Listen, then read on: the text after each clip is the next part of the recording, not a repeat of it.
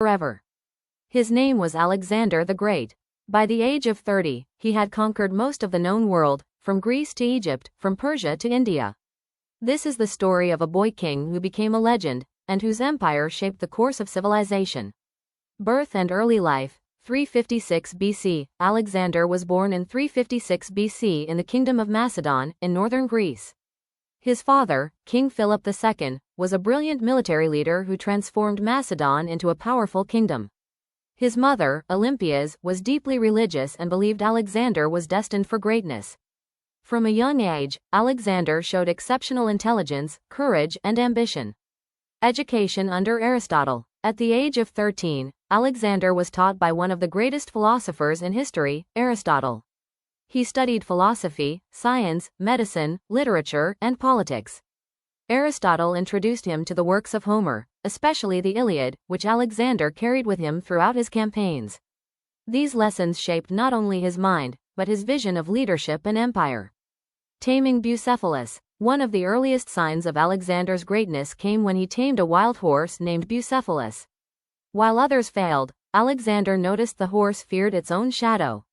Turning Bucephalus toward the sun, he calmed and mounted the horse. From that day on, Bucephalus became his loyal companion in battle. Becoming king at 20. In 336 BC, King Philip II was assassinated. At just 20 years old, Alexander became king of Macedon. Many believed he was too young to rule. Alexander proved them wrong, swiftly crushing rebellions and securing his power across Greece. 5. The Persian campaign begins. In 334 BC, Alexander launched his greatest ambition, the invasion of the Persian Empire, the largest empire the world had ever known. Leading an army of around 40,000 men, he crossed into Asia Minor. Against overwhelming odds, Alexander won decisive victories through brilliant tactics and fearless leadership. Battle of Issus. At the Battle of Issus, Alexander faced Persian king Darius III himself. Though outnumbered, Alexander charged directly at Darius, forcing him to flee. This victory shattered Persian morale and made Alexander famous across the ancient world. Egypt and the birth of Alexandria. Alexander marched into Egypt, where he was welcomed as a liberator. The Egyptians crowned him pharaoh. He founded the city of Alexandria, which later became one of the greatest centers of learning and culture in history. Here, Greek and Egyptian cultures merged in what became known as Hellenism. Conquest of Persia. In 331 BC, Alexander defeated Darius III again at the Battle of Gaugamela. This battle marked the fall of the Persian Empire. Alexander entered Babylon, Susa, and Persepolis as conqueror, but also as ruler.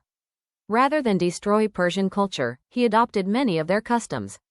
March into India. Alexander pushed eastward into India, facing fierce resistance and unfamiliar terrain. His army fought elephants and powerful Indian kingdoms.